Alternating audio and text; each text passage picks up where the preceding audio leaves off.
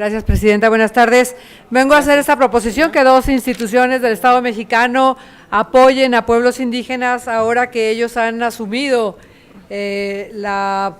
los derechos humanos como propios. El Convenio 169 de la Organización Internacional del Trabajo sobre pueblos indígenas y tribales en países independientes marcó un referente para atender la problemática indígena de una manera integral. Este convenio lo firmó el Estado mexicano en 1990. En México, a partir del 2001 también, con la reforma constitucional en materia indígena, quedaron plasmados derechos de los integrantes de los pueblos y comunidades indígenas en el artículo 2, en sus apartados A y B, que establecen derechos para los pueblos y comunidades, así como obligaciones, especialmente en el apartado B, por parte de la Federación, los estados y los municipios para hacerlos efectivos y reducir las desventajas estructurales, económicas, sociales y políticas de los pueblos indígenas. Como parte de los derechos reconocidos se encuentran decidir sus propias formas de convivencia y organización social, económica, política y cultural, aplicar sus propios sistemas normativos en la regulación y solución de sus conflictos internos, elegir de acuerdo con sus normas y procedimientos y prácticas tradicionales a las autoridades o representantes para el ejercicio de sus formas propias de gobierno interno, garantizando la participación de las mujeres en condiciones de equidad frente a los varones. Preservar y enriquecer sus lenguas, conocimientos y todos los elementos que construyan su cultura e identidad.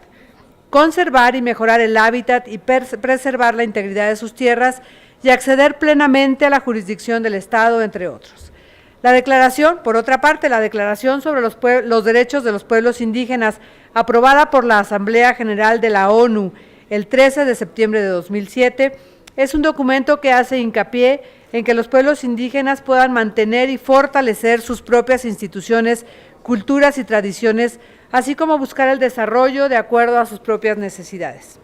Además, la declaración afirma en sus postulados que los pueblos indígenas han de ser libres de todo tipo de discriminación, en particular la fundada en su origen.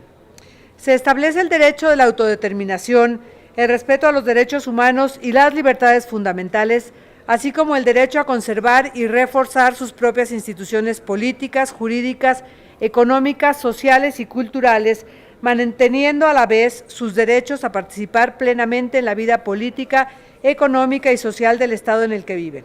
Dice así: reconocen la urgente necesidad de respetar y promover los derechos intrínsecos de los pueblos indígenas que derivan de sus estructuras políticas y económicas y sociales, de sus culturas, de sus tradiciones espirituales, de su historia y de su filosofía, especialmente los derechos de sus tierras, territorios y recursos. Como observamos, existe todo un andamiaje jurídico nacional e internacional que protege los derechos humanos de los pueblos indígenas.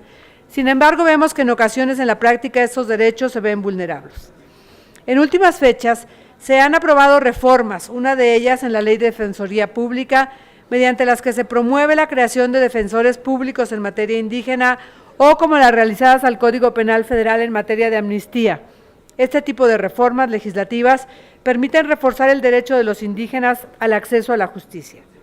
Los avances sobre la materia han sido considerables. Sin embargo, es importante que se siga difundiendo el respeto de los derechos humanos de los pueblos indígenas para que las entidades federativas lo repliquen en sus ámbitos de competencia. Para ello es primordial que la Comisión Nacional de Derechos Humanos, como instancia autónoma que promueve y defiende los derechos humanos, realice convenio de colaboración con el Senado, con la Comisión o con las comisiones respectivas para materializar estos derechos. Todos estos instrumentos jurídicos han venido generalmente de afuera hacia adentro, de las instituciones occidentales, por decirlo de otra manera, luego se consulta con los pueblos indígenas, luego se aprueba y luego se intenta aplicar.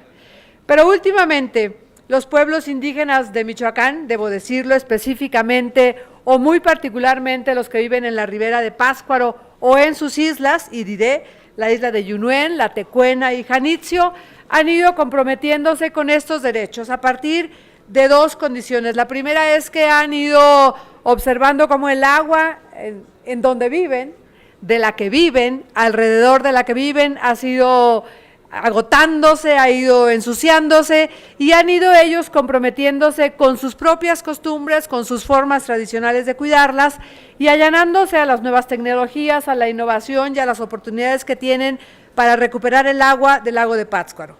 Después de este compromiso que han ido haciendo las propias islas, han ido estudiando mucho más a fondo los instrumentos jurídicos, sus derechos, tanto los de nuestra Constitución como del OIT, como de la Declaración de la ONU, y han querido sumar estos derechos como propios, han querido ir haciendo uniones entre los pueblos indígenas. Hablo solo de 3 islas, de los habitantes de 3 islas, pero han pedido que tanto la Comisión Nacional de Derechos Humanos como la Comisión de Asuntos Indígenas y de Derechos Humanos del Senado de la República les puedan acompañar para fortalecer esta unión o este allanamiento a los derechos humanos de los pueblos indígenas entre los otros pueblos indígenas de nuestro estado. Es por eso que presento ante esta asamblea el siguiente punto de acuerdo, que es único.